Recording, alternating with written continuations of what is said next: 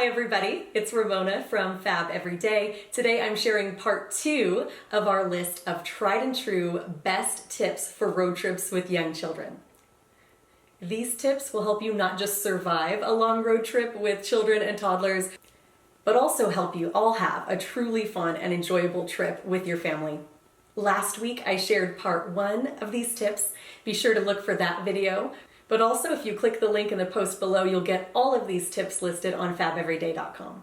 In my last video, I shared one tip that included goodies from the dollar store, but I've got another one today. One of the best things that you can get for your family for road trips are cookie trays. Get yourself a cookie tray at the dollar store, one for each kid. It's just $1 each.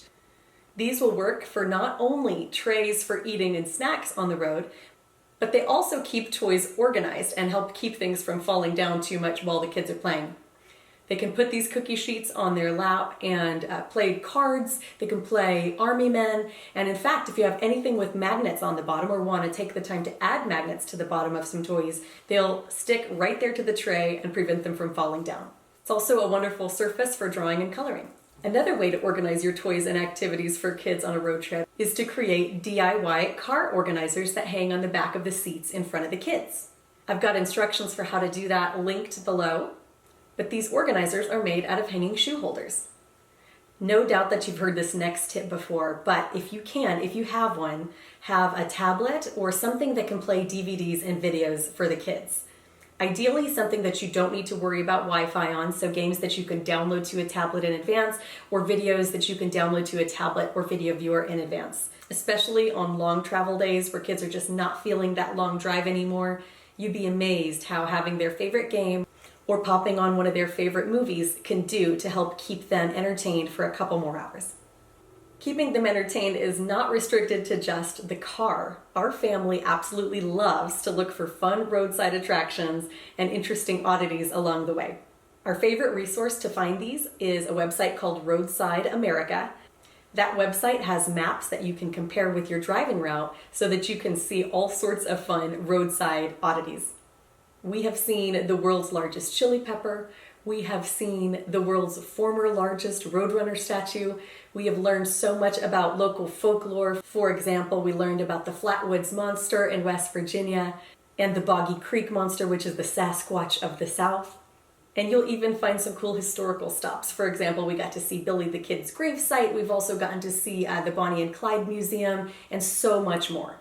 This has become a really fun tradition for us on road trips as well, and is another benefit to just allowing yourself to take some time and enjoy the things from your journey.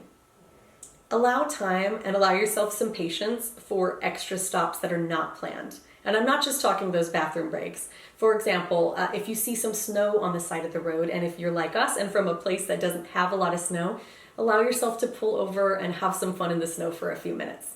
An important tip for everybody being happy and comfortable on road trips is for the kids to dress comfortably. Nothing will ruin a road trip faster for a kid than being in uncomfortable clothes. And trust me, you're not going to want to hear those complaints the whole time either.